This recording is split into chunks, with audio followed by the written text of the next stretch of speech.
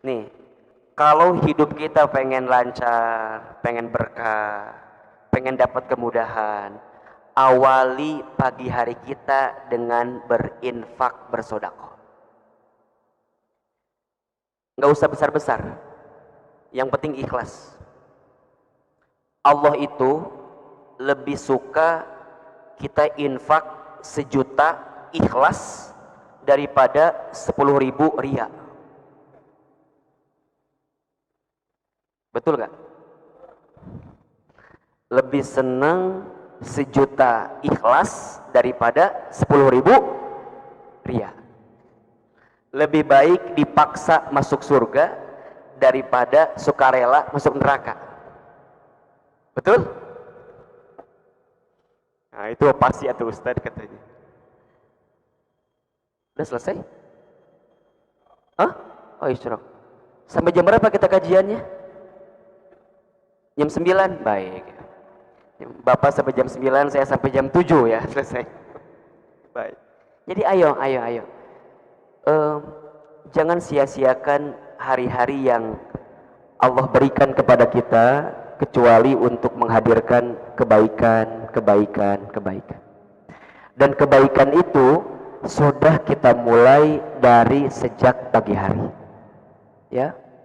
Bahkan kalau mau kita tarik lebih dalam lagi, berarti di sepertiga malam kita tahajud.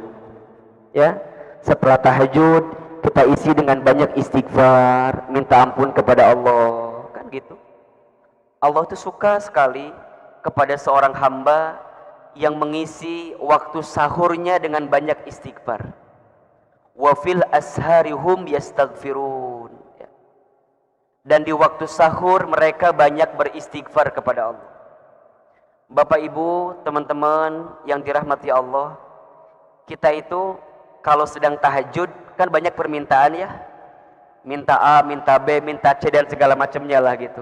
Minta dunia kebanyakannya.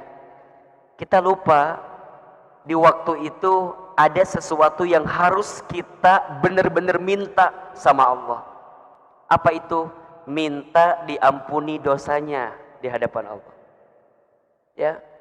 Jadi sebelum kita minta urusan dunia yang selama ini memusingkan pikiran kita, lebih baik kita banyak minta ampun dari dosa yang pernah kita lakukan.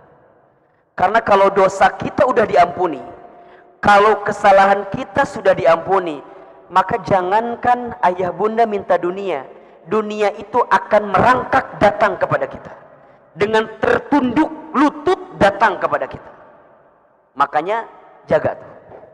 Salat tahajud, kemudian banyak istighfar, kemudian nanti masukkan mau salat subuh, ada salat 2 rakaat sebelum subuh, Allahu Akbar.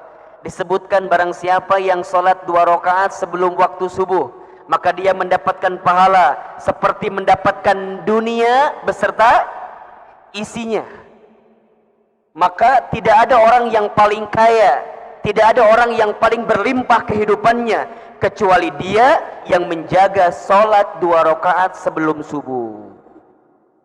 Setelah itu kemudian dia sholat subuh berjamaah ke masjid, kemudian dia talim, dia kajian, dia zikir sampai datangnya waktu syuruk.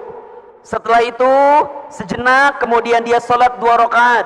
Setelah itu dia infak sedekah, Allahu Akbar. Maka dia mengisi harinya dengan penuh kebaikan.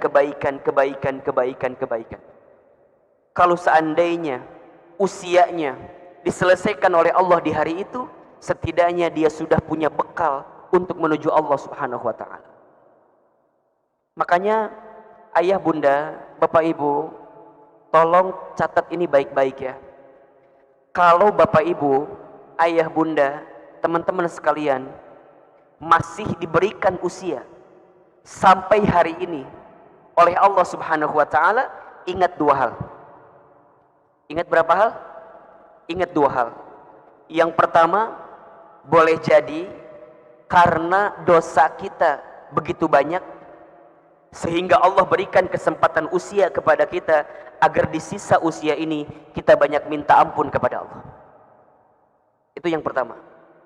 Atau yang kedua, boleh jadi karena amal kita masih sedikit sehingga Allah berikan kesempatan usia agar di sisa usia kita saat ini memperbanyak amal kita.